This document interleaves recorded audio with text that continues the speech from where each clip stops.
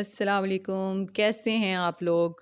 جس حال میں بھی ہیں بس کہا کریں الحمد للہ علی کل حال، جس کا مطلب ہے ہر حال میں تعریف اللہ ہی کی ہے۔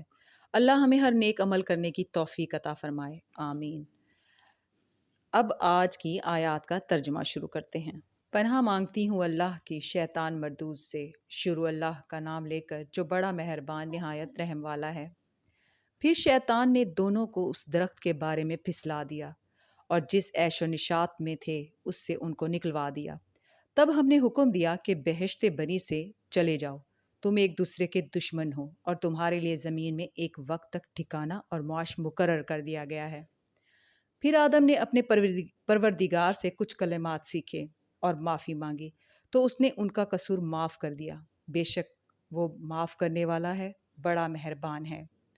ہم نے فرمایا کہ تم سب یہاں سے اتر جاؤ، جب تمہارے پاس میری طرف سے ہدایت پہنچے تو اس کی پیروی کرنا، کہ جنہوں نے میری ہدایت کی پیروی کی ان کو نہ کچھ خوف ہوگا اور نہ وہ غمناک ہوں گے، اور جنہوں نے اس کو قبول نہ کیا اور ہماری آیتوں کو جھٹلایا وہ دوزخ میں جانے والے ہیں اور وہ ہمیشہ اس میں رہیں گے۔ اے آل یعقوب، میرے وہ احسان یاد کرو جو میں نے تم پر کیے تھے، اور اس اقرار کو پورا کرو جو تم نے مجھ سے کیا تھا۔ میں اس اقرار کو پورا کروں گا جو میں نے تم سے کیا تھا، اور مجھے سے ڈرتے رہو۔ صدق اللہ العظیم۔ کل پھر ملیں گے اگلی آیات کے ساتھ۔ اللہ حافظ۔